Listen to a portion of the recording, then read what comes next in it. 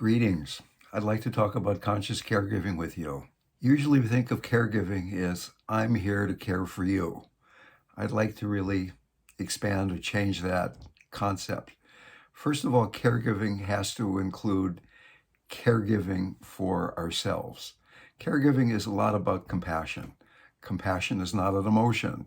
It's not something I'm beaming at you instead of at this other person or instead of myself. It's a state of being that includes me and you and everybody.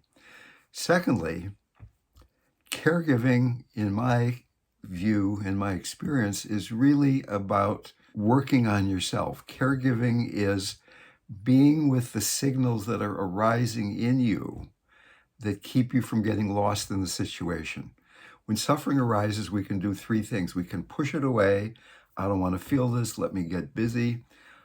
I can get lost in the suffering, become codependent. Oh my God, this is horrible. Or I can have an embodied, mindful, compassionate response. In order to be there for compassion, we first of all have to be able to touch the suffering. We can't have compassion for suffering. We can't be a conscious caregiver until we're able to touch suffering, ours and that of the people around us, without either pushing it away or getting lost in it. So caregiving only from the head leads to burnout. Caregiving only from the heart not supported by the belly, the heart not supported by embodied mindfulness, will eventually lead to burnout. What we really need to do to avoid burnout or compassion fatigue, which we'll talk about in a second, is having a grounded, centered mindfulness that leads to an open heart. In this open heart, then we can even begin to dive into the tantric understanding that it's all the mother. It's all the divine mother. Cancer is the divine mother. Not cancer is the divine mother. Healing into feeling better is the divine mother. Healing into death is the divine mother. So that this notion of compassion fatigue is really only a notion. There is no such thing as compassion fatigue, because if in fact you are compassionate, your heart will be spacious. It will be boundless. There is no edges for suffering to bump into. Your heart, my heart, is big enough to include all the suffering in the world.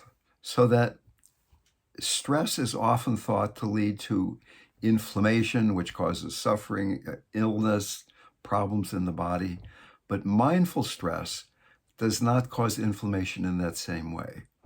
So by being mindful of what's going on, being with the causes of suffering, the resistance, the grasping, rather than being lost in the suffering itself, not being lost in the trigger, I'm angry at you, and rather, what does it feel like to be angry? By doing that, we can be present, we can be with the causes, the mind begins to stabilize, the body begins to relax, we move into the heart, and we are a conscious caregiver. Tantra opens up, we see that me, you, the client, the helper, whatever we call these people, it's all the mother, it's all one. Conscious caregiving is a path.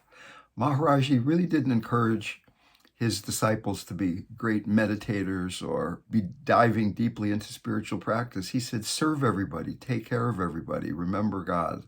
Conscious caregiving. Can we care for each other? Can we care for ourselves?